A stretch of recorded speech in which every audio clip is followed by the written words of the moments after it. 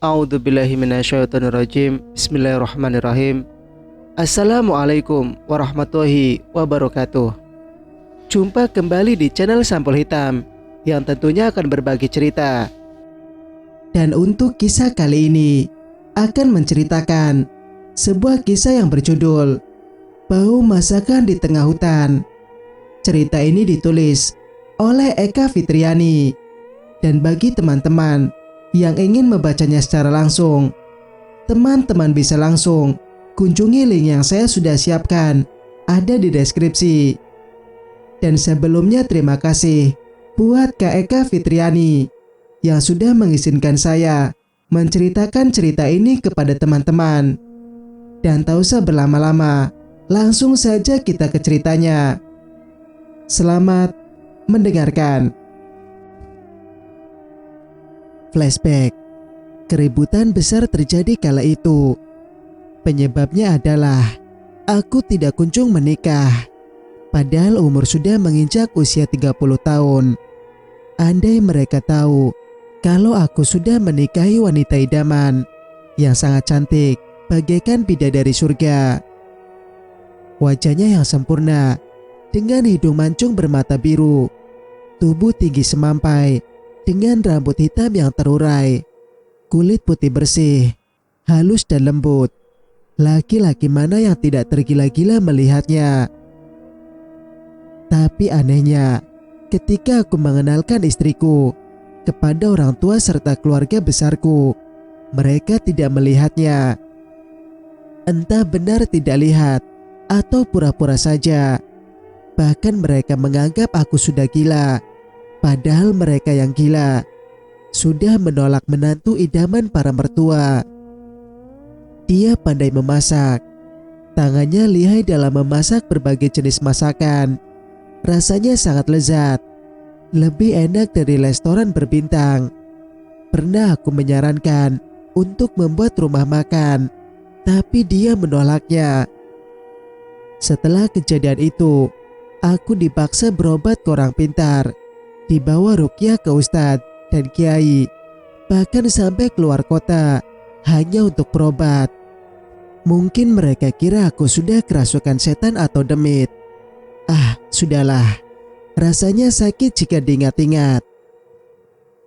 Keesokan paginya, aku diajak ke rumah Datuk Rajo Samudra. Ia adalah pimpinan dari suku Prugu. Setelah berdiskusi lama, ternyata aku baru sadar jika sedang dijodohkan dengan putri angkat dari Datuk Rajo Samudra. Rasanya ingin kabur saja pada saat itu. Amarah tiba-tiba memuncak. Aku kehilangan kendali atas diriku sendiri dan mengacaukan pertemuan sakral itu. Apa memarahiku habis-habisan. Ama pun mengancam jika aku menolak perjodohan ini, Ama tidak akan lagi mengakui aku sebagai anaknya.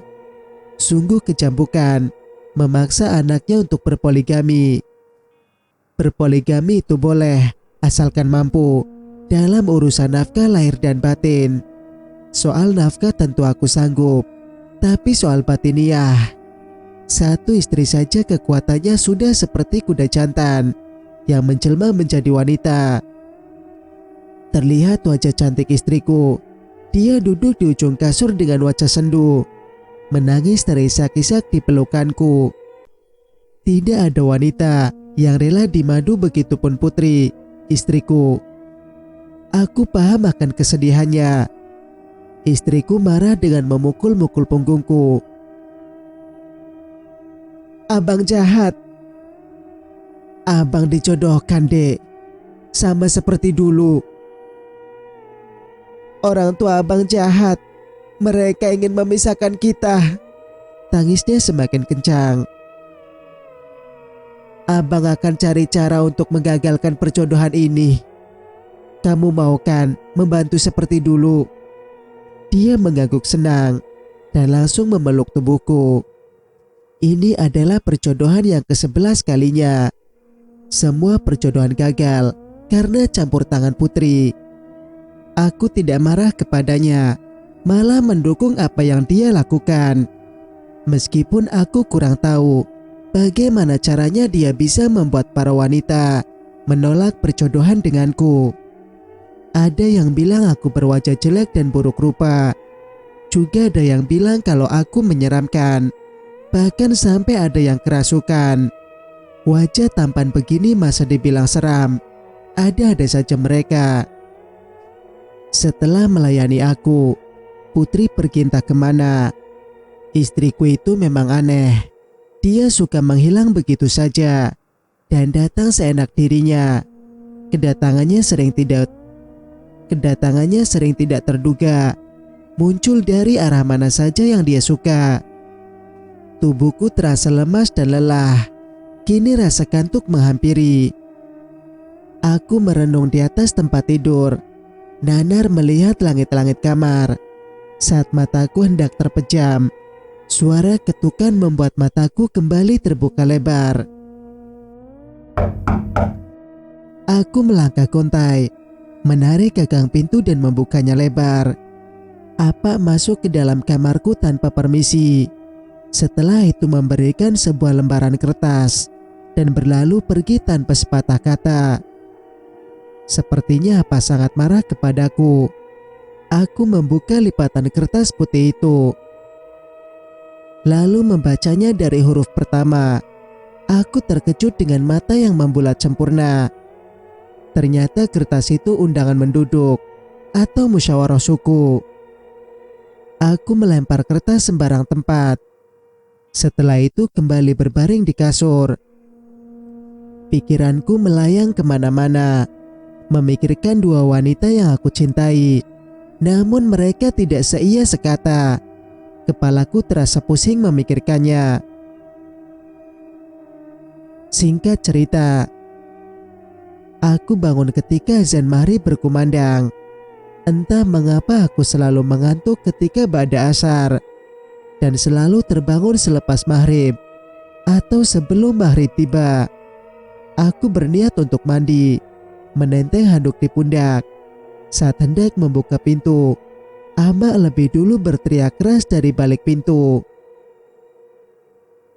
"Zaki, buka pintu!" Ama menggedor pintu dengan kuat. Aku keluar dengan malas. "Kau pingin Ama cepat mati?" "Iya, Zak."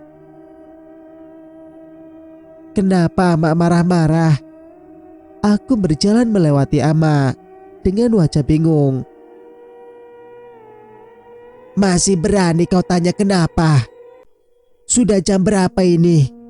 Kita sudah terlambat. Pergi menduduk. Tahu kau?" "Zaki lupa, Mak." "Cepat mandi, Zak. Jangan banyak alasan." Dengan malas aku menuju kamar mandi. Biasanya aku hanya mencuci muka dan gosok gigi. Aku takut sekali terkena air, mungkin karena dingin. Tapi kali ini aku usahakan untuk mandi bersih. 10 menit berlalu, aku sudah siap dengan baju seadanya. Berjalan keluar menghampiri Ama. Ternyata mereka sudah bersiap sejak tadi. Dengan wajah marah, Apa memberikan kunci mobil. Ama dan Apa duduk di belakang dengan wajah datar tanpa senyuman.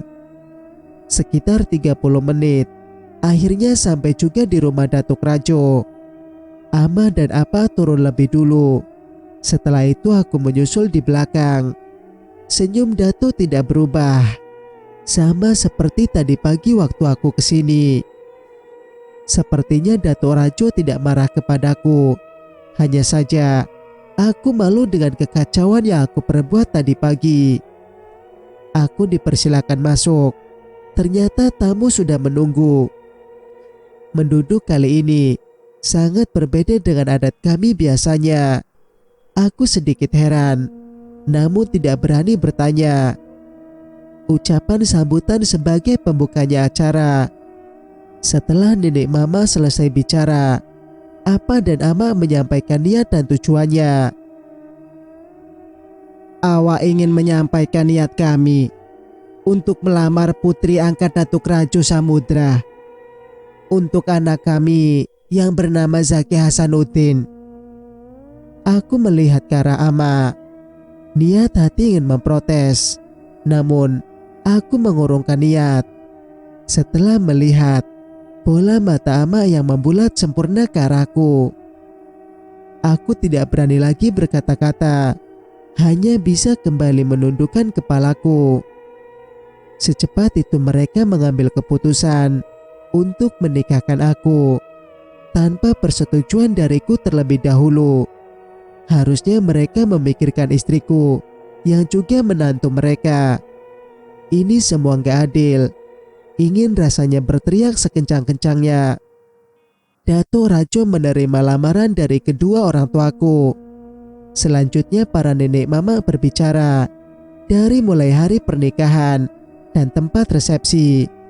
Namun adat yang akan dipakai kali ini bukan adat Minang, melainkan tidak melibatkan adat manapun, hanya gelaran pesta yang sewajarnya saja. Aku sedikit heran dengan permintaan datuk dari suku Prugu itu. Aku pikir apa akan menolaknya. Ternyata dugaanku salah. Ternyata apa menerimanya. Ini adalah hadiah untuk calon menantu kami, sebagai penghormatan atau rasa terima kasih kami. Setelah itu, apa memberikan uang senilai 50 juta. Aku hanya terdiam melihatnya. Setelah itu, Ama berbicara dengan laki-laki yang berjubah dan wanita yang berhijab syar'i. Aku baru pertama kali melihatnya. Mungkin itu orang tua si wanita misterius. Bapak dan Ibu, kami berterima kasih sebanyak-banyaknya karena sudah mau menerima lamaran dari anak kami yang bernama Zaki. Ibu jangan begitu. Saya pun berterima kasih karena ibu dan bapak sudah mempersunting anak tunggal kami. Wanita berhijab itu menimpali ucapan Ama. Mereka saling terlibat obrolan. Penutupan musyawarah diakhiri dengan makan-makan bersama. Aku tidak berselera makan, memikirkan nasib Putri, istri pertamaku. Apa yang harus aku katakan? Bagaimana aku harus menjelaskannya nanti? Kepala ini terasa pusing. Saat di perjalanan, Apa meminta aku memberikan mas kawin yang sangat bagus. Ama memberi usulan untuk memesan satu set perhiasan yang bertuliskan nama calon yang belum kulihat itu. Tanpa persetujuan dariku, Ama sudah lebih dulu menelpon toko mas langganannya. Aku menarik napas dalam-dalam, melihat tingkah kedua orang tuaku yang seakan tidak peduli dengan perasaan anaknya dan juga menantu yang mereka tak mau mengenalkannya. Zak, totalnya 35 juta. Cepat kau transfer ke rekening ini. Ama menunjukkan pesan masuk yang ada di handphonenya. Aku segera mentransfer uang itu.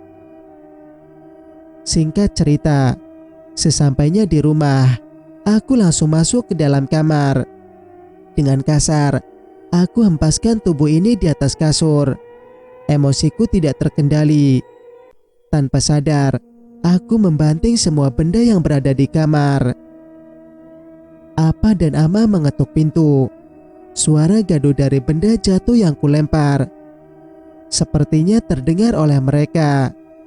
Aku tidak menghiraukan Ama dan Apa. Membuka pintu enggan. Akhirnya ketukan itu pun menghilang. Aku memejamkan mata untuk mereda emosi yang sudah memuncak di kepala.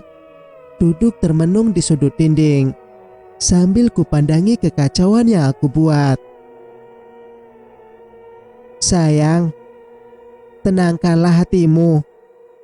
Kecupan lembut mendarat di pipiku. Ternyata istriku yang secantik seperti bidadari telah datang. Dia memeluk erat tubuh ini. Seketika amarahku mereda.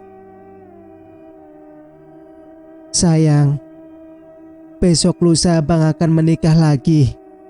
Aku menunduk lesu. Kenapa abang gak kasih tahu aku dulu kalau mau ke sana? Abang jahat. Abang bohong sama aku.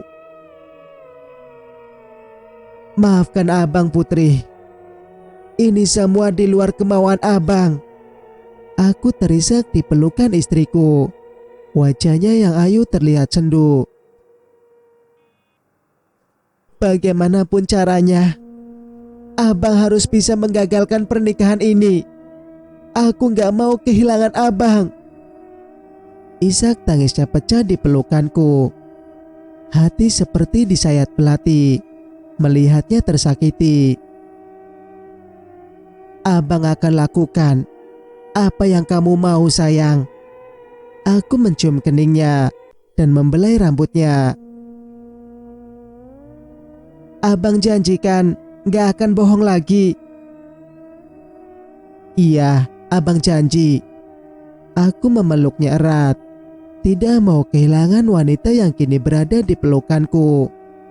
Malam demi malam, aku lewati berdua dengan istriku tercinta, tanpa ada orang yang mengganggu kami berdua. Sudah 4 hari, aku mengurung diri di dalam kamar ini. Namun Ama dan Apa tidak mencari. Mereka seakan tidak memperdulikan aku. Memang benar kata Putri, orang tuaku sudah tidak lagi menyayangiku. Bukan masalah bagiku jika orang tuaku sudah tidak sayang lagi. Yang terpenting saat ini adalah Putri. Dia yang selalu di sampingku dan menyayangiku. Istriku itu selalu membawakan makanan lezat setiap hari. Jadi tentunya aku tidak akan kelaparan. Meskipun berhari-hari mengurung diri di kamar ini. Seseorang mengetuk pintu dari luar. Aku membiarkannya. Malas untuk membuka. Pintu diketuk semakin keras. Didorong dan didobrak dari luar. Sedikit pun aku tidak beranjak dari pembaringan. Beberapa orang memaksa mendobrak pintu dari luar. Pendobrakan itu dilakukan berulang-ulang. Hingga akhirnya pintu terlepas dari engselnya. Astagfirullah. Zaki. Apa mengambil sebilah parang, lalu diayunkan kepadaku. Semua orang yang berada di dalam kamar menahan lengan Apa. Kakak iparku yang juga berada di kamar. Mereka semua tampak bingung melihat sekitar kamar yang berantakan, seperti kapal pecah. Udah gila kau, Zak. Pergi mandi. Apa berteriak kencang. Aku masih tidak bergeming sedikit pun dari tempat tidur. Istighfar, Zak. Bang Indra menyuruhku beristighfar. Aku menarik selimut, mengacukan mereka yang ada di sini. Bawa Zaki keluar. Mereka menarik aku dengan paksa. Aku berusaha meronta, namun masih kalah kuat dengan jumlah mereka yang lebih banyak. Mereka membawaku ke halaman depan. Setelah itu, terlihat Apa sedang menarik selang. Jantungku berdebar kencang, bukan karena takut dengan Apa, namun aku takut dengan air yang mengalir. Namun aku takut dengan air yang mengalir dari selang itu. Sekuat tenaga aku meronta, dengan cara apapun. Aku mengamuk sejadi-jadinya. Tidak terima rasanya diperlakukan seperti ini. Aku meracau, kata-kata kasar keluar dari mulutku. Mereka diam 1000 bahasa, menatapku dengan tidak suka. Setelah itu, mereka pergi begitu saja, tanpa dosa. Astagfirullah, Zaki. Aku menoleh ke sumber suara. Ama berkacak pinggang, menatap tajam ke arahku. Zaki, Ama kecewa. Sampai hati kau buat malu Ama dan Apa. Apakah dosa kami ya Allah? Ama berlalu pergi dengan air mata yang berlinang membasahi pipi. Ama, teriakku lirih. Tubuhku seperti dihantam benda keras dan merasakan sakit yang luar biasa ketika melihat wanita yang telah melahirkanku bersedih. Aku meratapi punggung ama yang berjalan masuk ke dalam rumah. Hatiku merasa sangat berdosa karena sudah membuat ama menangis. Aku berlari mengejar ama, berharap ama mau memaafkan diriku. "Mak, ampun mak, ampuni Zaki." Aku mengiba dan memohon ampun di kaki ama. Ama terus saja berjalan dan tidak menghiraukan. Hampir saja aku terjungkal karena langkah ama yang terus menerjang. Aku bergelantungan di kaki ama. Tubuhku terseret oleh kuatnya tenaga ama. Aku kembali mengejar ama. Namun, langkah ama sangat cepat. Ia masuk ke dalam kamar dan membanting pintu dengan keras. Air mataku berderai. Aku mengetuk-ngetuk pintu kamar ama, namun tidak kunjung dibukanya. Aku terperosot lemas di depan kamar ama, menangis meraung-raung, seperti anak kecil yang takut ditinggal pergi ibunya. Semua orang menatap iba padaku. "Ayo Zak, pergi mandi. Lihat dirimu, sudah seperti orang dengan gangguan jiwa," ucap kakak iparku. Aku baru menyadari, ternyata sudah banyak orang yang berkumpul di rumah. Begitu juga dengan kakak-kakakku. Mereka semua bergotong royong. Membuat dodol dan wajik sebagai hantaran ke rumah Datuk Rajo. Aku berjalan melewati dapur rumah ama. Semua wanita yang berada di ruangan itu menutup mata dan beristighfar. Dengan santai aku mengambil air minum di meja. Setelah itu mengambil beberapa buah gorengan.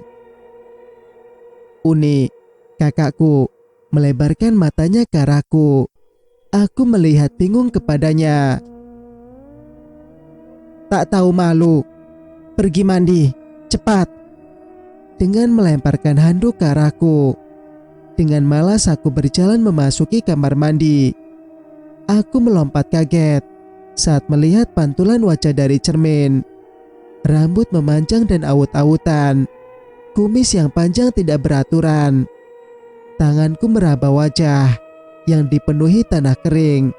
Dan juga jari-jari tangan yang sudah tertutup oleh lumpur kering.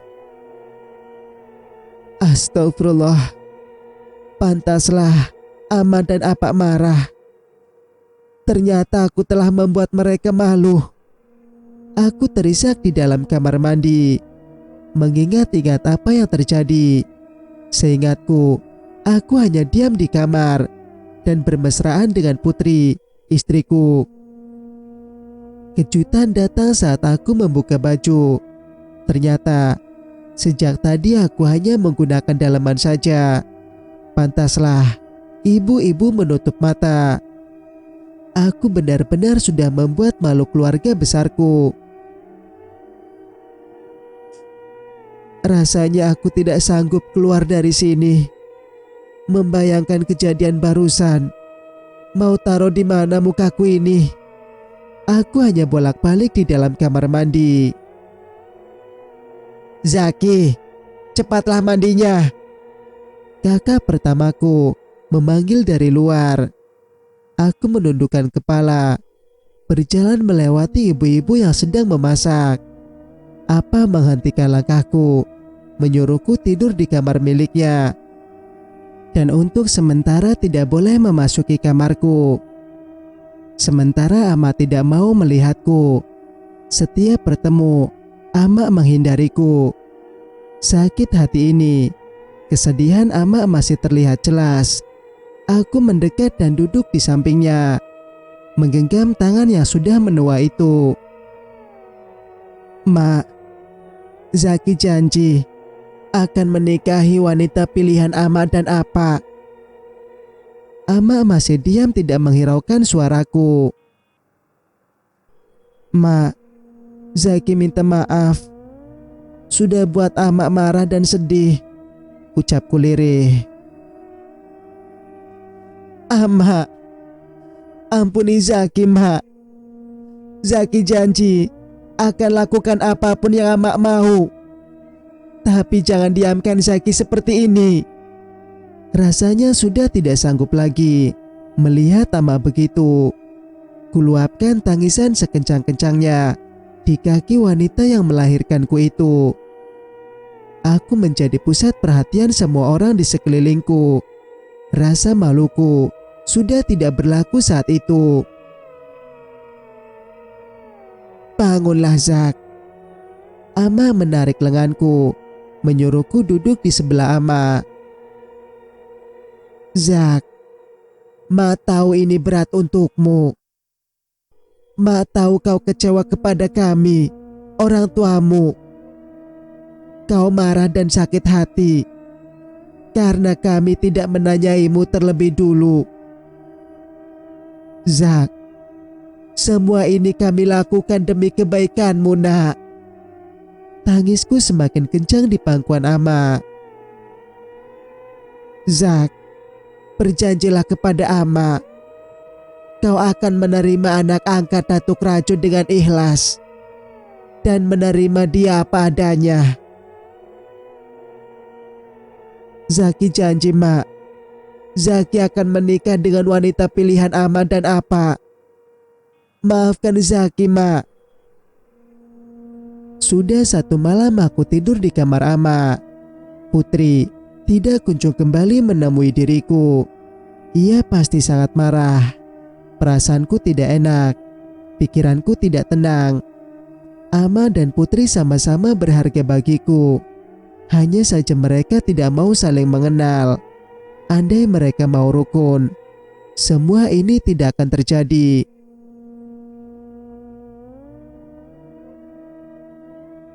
Cerita pun bersambung. Jika kalian suka dengan ceritanya, jangan lupa untuk like, komen, dan subscribe channel ini agar bisa mendengarkan cerita-cerita berikutnya. Wassalamualaikum warahmatullahi wabarakatuh.